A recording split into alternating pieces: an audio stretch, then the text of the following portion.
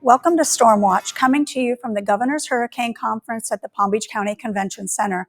I'm Mary Blakeney, and I'm joined by Dr. Phil Klotzbach of Colorado State University. Welcome. Thanks, Mary, for having me again this year. We're always so excited to talk to you, Dr. Klotzbach, about the prediction for the upcoming season. But let's talk about, if we can, before we talk about the 2025 season, can we talk about the 2024 season and kind of what your assessment was of the hurricane season in 2024? Yeah, 2024 ended up, by NOAA's definition, a hyperactive season. We had 18 storms. Of those 18 named storms, 11 became hurricanes. And of those 11, 5 became major Category 3, 4, 5 hurricanes. Those are hurricanes of winds of 111 miles per hour or greater. And so it was a very busy hurricane season. An average season has about 14 storms, 7 hurricanes, and 3 major hurricanes. But it was kind of unusual the way that it played out. It was very busy early. We had Hurricane Beryl, the earliest Category 5 hurricane in the Atlantic on record. And then historically, the season typically ramps up about the middle of August. And last year it got extremely quiet in the middle of August.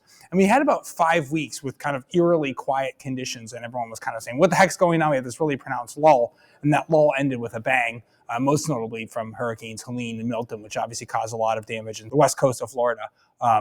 And then obviously all the way up into the southeastern U.S. In the case of Helene. So a busy season. The CSU seasonal forecast in general verified pretty well, but kind of unusual in the way that it played out with a very busy start, a very busy end, and kind of a weird lull in the middle. So you shared that at the opening general session here at the Governor's Hurricane Conference about the unique season. So let's take it from the beginning. So it was a record season, right? And at the beginning, with such a severe storm in the beginning of the season. So what was the reason behind that? Yeah, and so, when it came into the season outlook for last year, we anticipated an extremely busy season. Pretty much everyone forecast a really busy season. We had, in say March, April, May, the warmest Atlantic on record. So a lot more fuel for storms. We also knew we were coming out of El Nino, transitioning more towards La Nina. That's colder water in the Pacific. That tends to reduce your shears your shear, which tears apart hurricanes in the Atlantic and makes that shear lower. So we were very confident we're going to see a busy season. And then we had Hurricane Beryl. It was the earliest Category 5 in the Atlantic on record by about 2 weeks. So we thought, oh boy, this is it. This is what. And then we had Debbie and Ernesto in the early to middle part of August. 3 hurricanes through the middle of August is pretty active. But then really, again, the season really got quiet for a few weeks. So what made Beryl likely was the fact that the Atlantic was so warm. So typically kind of what keeps your season from starting earlier is that just the waters are kind of cold and the air is kind of stable. But in Beryl's case, the waters were much warmer than normal. So I was able to kind of do more, let's say, what we would expect in late July, early August, instead start doing that during the later part of June into early July. So let's talk about the end of the season, because we saw some major impacts on the west coast of Florida, one after the other. And even here, a lot of people are saying it was very reminiscent of the 2004 hurricane season, where this community was impacted by Francis Jean. So let's talk about the end of the season of 24. Yeah, so right after the big lull that we had, starting on September 23rd, Hurricane Helene formed on the 24th. And then obviously Helene got strong very quickly and obviously caused a massive storm surge along a large portion of the west coast of Florida. But, especially in the case of Helene and with Milton, they can cause significant impacts on the east coast of Florida as well. Most notably with Hurricane Milton. Milton was very strongly sheared, or basically the winds were kind of trying to pull it apart as it came on shore.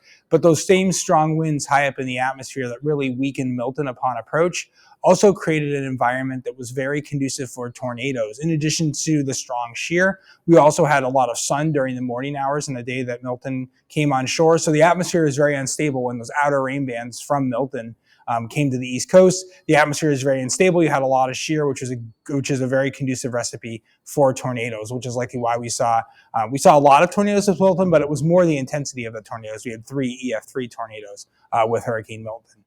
So let's talk about, even before Milton, because I do want to talk a little bit about the tornadoes that really impacted Palm Beach County. But Helene, a lot of people were surprised by what happened in the Carolinas and in those parts of our country, because they hadn't normally had those types of impacts from a hurricane. So what caused all that Helene damage? Yeah, so there are a few different factors. So Helene was a very, very large storm. So that's one of the reasons why we saw such a large storm surge associated with Helene along the west coast of Florida, even though the storm was over 100 miles offshore as it was transiting and kind of angled in as it went towards the Big Bend. So you had a lot of storm surge along the west coast of Florida. In addition, the reason we saw so much rain farther inland from Helene was due to what we call a pre-event. So prior to Helene coming on shore, we had basically a frontal boundary that stalled over the southern Appalachian Mountains. And so when you have a frontal boundary, air goes up along that frontal boundary, and you're going to tend to get moisture wringing out, especially when you're desert over elevated terrain like the southern Appalachians. At the same time, the reason we call it a pre-event is that it's taking it took a lot of the moisture from Helene that was in the Eastern Gulf at the time and wrapped up along that frontal boundary, which caused us a tremendous amount of rain even before Helene came on shore. Then after Helene came on shore, it bent back towards the northwest, and the circulation around that low pressure area being counterclockwise, all that rain basically fell out because basically it was being pushed up over the mountains and then raining out over them. So we saw just cataclysmic rainfall totals in western North Carolina, North Georgia, northern South Carolina, eastern Tennessee, and southern Virginia. So we talk about, and the emergency managers often talk about the hazards within a hurricane, right? It's not just about the wind of the hurricane, but also we talk a lot about storm surge. And as we saw with Helene, the rainfall of that. But then we fast forward to Hurricane Milton. We're here in Palm Beach County on the East Coast. It was a West Coast landfalling storm. A lot of people were surprised that we could get that level of tornadic activity. So talk to us about what the atmosphere was like with Hurricane Milton. Yeah, and so normally, when you get hurricanes making landfall, often you will see tornadoes. That's because basically the wind's right near the ocean surface or right near the land surface. When the storm comes on shore, they'll weaken very quickly due to friction once a storm comes on land. But the winds a little higher up will tend to remain fairly strong. So you get a pretty strong shear, and if you also have a lot of instability in the atmosphere, you can get fairly robust tornadoes. But really, Milton was, a kind of not just the number, but really the intensity of the tornadoes with Milton were quite strong. So when we're looking at that level and intensity of a storm, is there any correlation between the size of the storm, the intensity of the storm, and tornadic activity, or what should we be reinforcing with our viewers today? Yeah, I think it's important to realize, as you mentioned, that there are multiple hazards with hurricanes. Obviously with a hurricane, we know there's going to be wind by definition because it's a hurricane.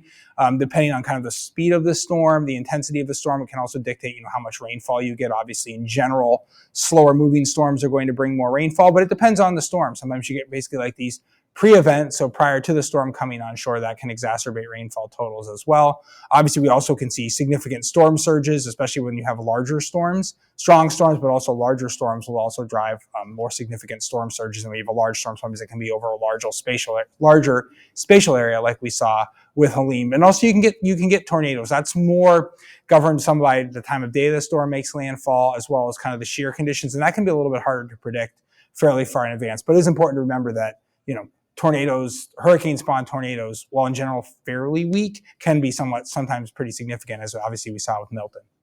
So we have you here, and I'm going to take a little more time to talk about the 2025 season, because you come out with April predictions, you come out with updated predictions throughout the season. So tell us what we're looking at for the 2025 season. Yeah, so our first forecast comes out in early April, and at that point we called for an above normal season, a total of 17 named storms. So those are systems named by the National Hurricane Center, tropical storms and hurricanes. Of those 17, 9 becoming hurricanes, and of those 9, 4 becoming major hurricanes. So that's less than what we saw last year, which is 18 storms, 11 hurricanes, and 5 majors, but more than the average, which is 14 storms, 7 hurricanes, and 3 major hurricanes. What are the conditions like that are leading to that level of a prediction for this year? Yeah, so one piece of good news is that the Atlantic is not as warm as it was last year at this time. It's still generally running a little bit above normal, but much cooler than it was last year at this time. Thankfully, we've had some fairly strong winds over the past couple of months.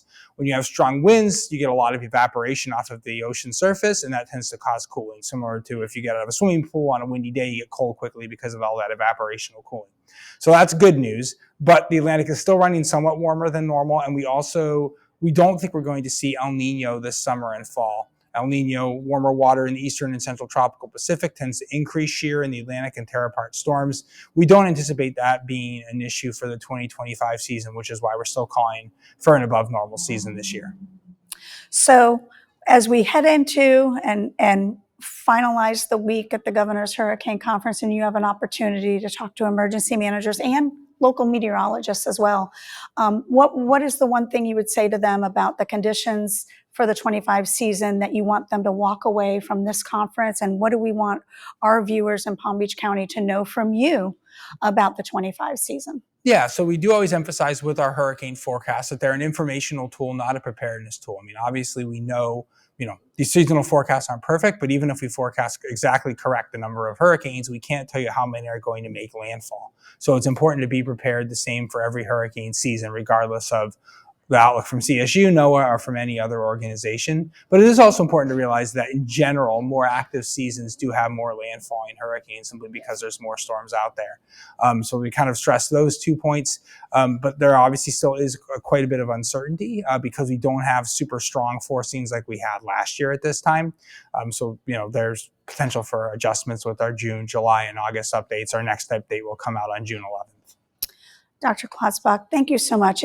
You give us the great information each and every year. We appreciate everything you do for the emergency management community and the community in general for giving us your predictions and really diving into these storms. So thank you so much for your time. Thank you. Thank you for watching Stormwatch from the Governor's Hurricane Conference at the Palm Beach County Convention Center. I'm Mary Blakeney.